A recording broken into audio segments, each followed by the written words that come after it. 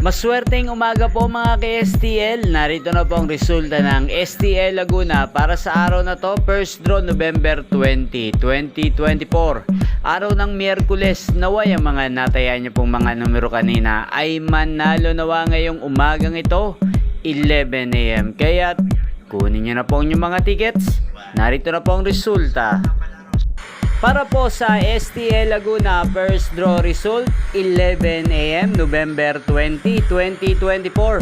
Ang mga numerong nanalo 32 at 21 in exact order. Sa lahat po ng tumaya kanina para sa first draw ng 32 at 21, congrats po sa inyo. Panalo po kayo. Again, 32 at 21.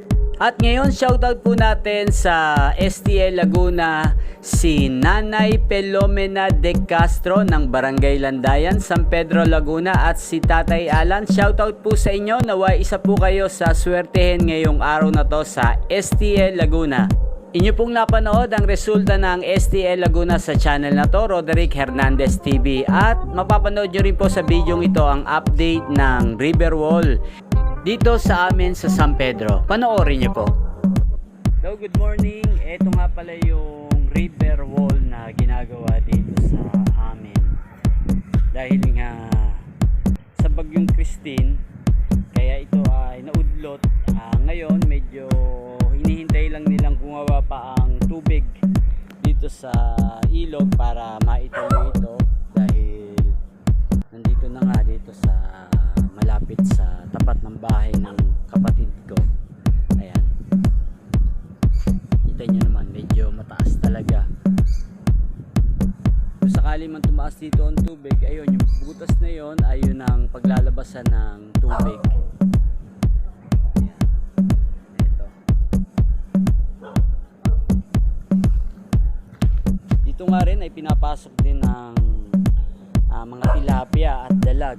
Dahil nga medyo ano pa ang tubig, medyo malinis-linis pa, kaya pumapasok dito ang tilapia. Pero pagbabaw nitong ilog ay pupunta na sila sa lawa ng Laguna. Yung kabila ay may river wall na. Dito lang talaga sa amin ang wala pa. Ito malapit na nga dahil nga, pero kung hindi bumagyo ng bagyong Christine, natuloy na siguro to nung nakakaraang buwan. Ayan. Dito po, pati nga po yung duhat namin ay na medyo napinsala, nauka yung lupa dahil nga sa kadadaan ng bako. Ayan. Pero ngayon nadadaanan na ito dahil nga medyo nag-aaraw na. Ayan. Ayan ang pinakadaan namin.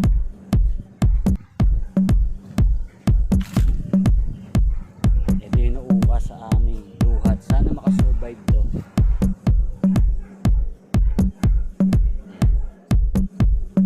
Thank you for watching.